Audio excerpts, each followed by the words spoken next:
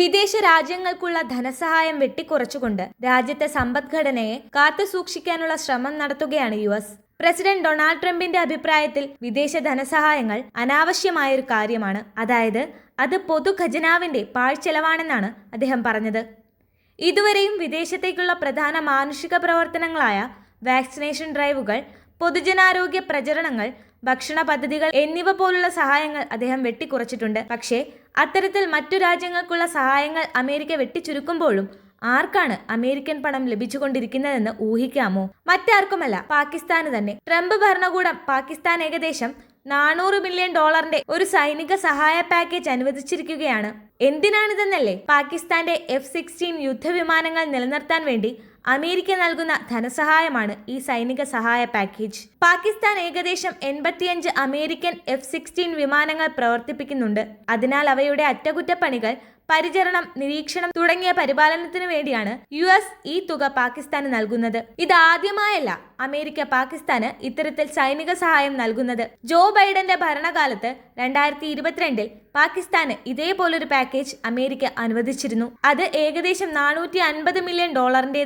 അന്ന് US ഇതിനെ ന്യായീകരിക്കാൻ ശ്രമിച്ചത് പണം ഭീകരവാദത്തിനെതിരായ പോരാട്ടത്തിനാണെന്നും ഇത് ദക്ഷിണേന്ത്യയിലെ സൈനിക സന്തുലനത്തെ മാറ്റില്ലെന്നും പറഞ്ഞുകൊണ്ടാണ്. എന്നാൽ ആ ന്യായീകരണം ഇന്ത്യയെ ശാന്തമാക്കാനായി വേണ്ടി മാത്രമായിരുന്നു. പക്ഷേ ന്യൂഡൽഹി അന്ന് തന്നെ അമേരിക്കയുടെ ഈ നീക്കത്തെ രൂക്ഷമായി വിമർശിച്ചിരുന്നു. ഇനി പാകിസ്ഥാന് സഹായം നൽകുന്ന ട്രംപിന്റെ നിലപാടുകളിലേക്ക് വന്നാൽ, തന്റെ ആദ്യ ഭരണകാലത്ത് പാകിസ്ഥാനിലേക്കുള്ള സൈനിക സഹായം നിരോധിച്ചിരുന്ന വ്യക്തിയാണ് ഡൊണാൾഡ് ട്രംപ്. പാകിസ്ഥാൻ ഭീകരവാദത്തിൽ ഇരട്ടത്താപ്പ് കളിക്കുന്നവരാണെന്നാണ് മുൻപ് ട്രംപ് ആരോപിച്ചിരുന്നത്. നമ്മൾ പാകിസ്ഥാന് ബില്യൺ കണക്കിന് ഡോളറുകൾ നൽകിയിട്ടുണ്ട്. അതേസമയം നമ്മൾ പോരാടുന്ന അതേ ഭീകരവാദികൾക്ക് അവർ അഭയം നൽകുന്നു. പക്ഷേ അത് മാറേണ്ടതുണ്ട്, അത് ഉടനടി മാറും എന്നായിരുന്നു ട്രംപ് തന്റെ ആദ്യ ഭരണകാലത്ത് പറഞ്ഞിരുന്നത്. അങ്ങനെ 2018 അദ്ദേഹം പാകിസ്ഥാനിലേക്കുള്ള സഹായം നിരോധിക്കുകയും ചെയ്തിരുന്നു. എന്നാൽ ഇപ്പോൾ ഇരട്ടത്താപ്പ് കാണിക്കുന്നത് അതേ ഡൊണാൾഡ് ട്രംപ് തന്നെയാണ്. അന്ന് പാകിസ്ഥാനുള്ള സഹായങ്ങൾ നിരോധിച്ച അതേ ട്രംപ് ഇപ്പോൾ 2025 തന്റെ രണ്ടാം ഭരണകാലത്ത് നിലപാടുകളിൽ മാറ്റം വരുത്തുന്നു. പാകിസ്ഥാന് സൈനിക സഹായം അനുവദിച്ചിരിക്കുന്നു.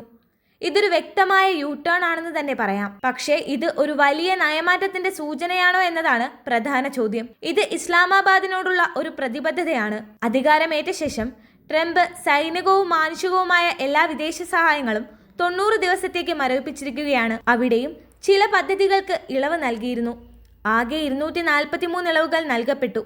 ഈ പദ്ധതികൾക്ക് ഏകദേശം $5.3 ബില്യൺ ലഭിച്ചിട്ടുണ്ട്. ഇതിൽ 397 മില്യൺ ലഭിച്ചത് പാകിസ്ഥാനാണ്.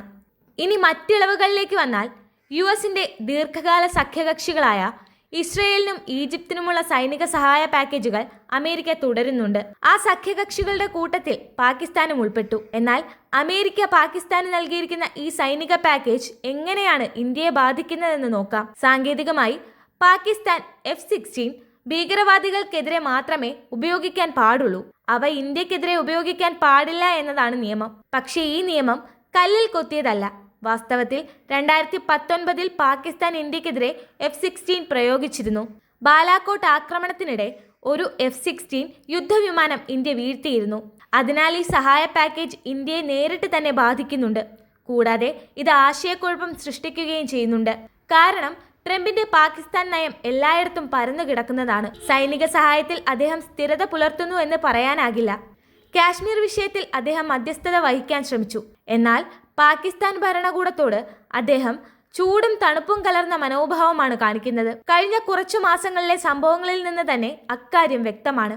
ട്രംപ് തന്റെ മന്ത്രിസഭയിൽ ഇന്ത്യ മൈത്രി ഉദ്യോഗസ്ഥരെ നിയമിച്ചു. അദ്ദേഹത്തിന്റെ സഖ്യകക്ഷികൾ ഇമ്രാൻഖാനെ ജയിലിൽ നിന്ന് മോചിപ്പിക്കണമെന്ന് തുറന്നാവശ്യപ്പെട്ടിട്ടുണ്ട്. എന്നിട്ടും അദ്ദേഹം പാകിസ്ഥാന് സൈനിക സഹായം നൽകുന്നു. ഇന്ത്യക്കിത് ആശയക്കുഴപ്പമുണ്ടാക്കുന്നത് എന്തുകൊണ്ടാണെന്നുള്ളത് വ്യക്തമാണ്. ന്യൂഡൽഹിയുടെ പ്രതികരണം എന്തായിരിക്കുമെന്നതാണ് കൗതുകകരമായിരിക്കുന്നത്. 2022 ബൈഡൻ പാകിസ്ഥാന് സൈനിക സഹായം അനുവദിച്ചപ്പോൾ ഇന്ത്യ രൂക്ഷമായി അതിനെതിരെ പ്രതികരിച്ചിരുന്നു.